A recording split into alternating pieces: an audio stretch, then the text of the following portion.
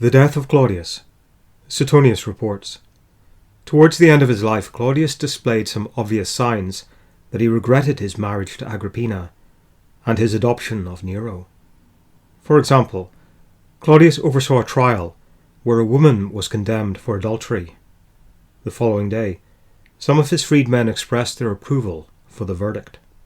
Claudius stated that it had also been his fate to have adulterous wives, but they had not yet been punished. Shortly afterwards, he met his young son Britannicus and hugged him closely. He urged him to grow up and receive from his father the record of all that he had done.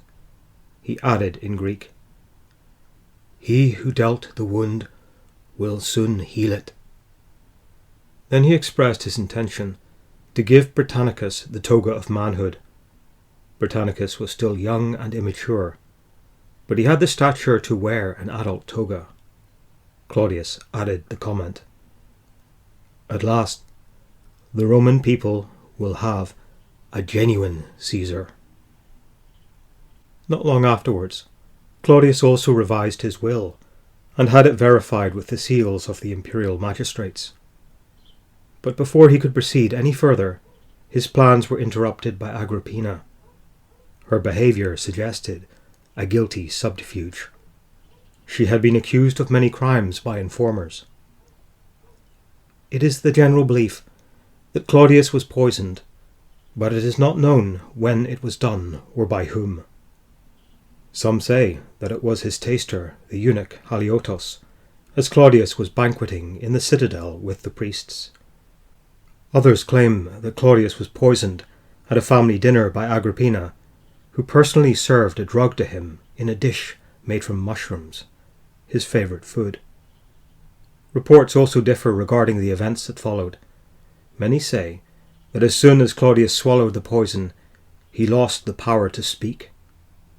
After suffering excruciating pain all night, he died just before dawn. Some say that he first fell into a stupor, then vomited up the whole contents of his overloaded stomach.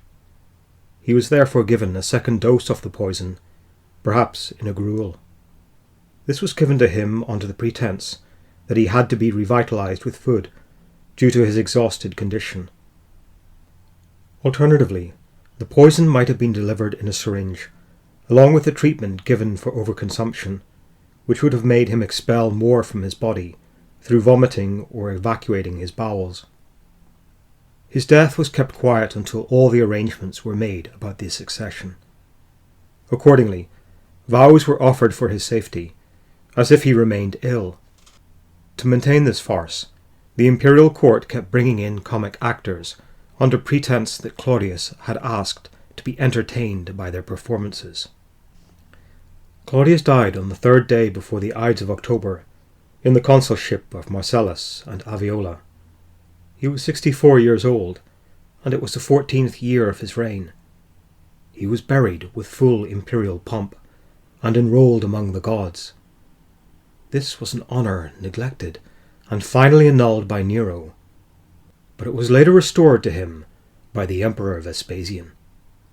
Suetonius, Life of Claudius, passages 43 to 44.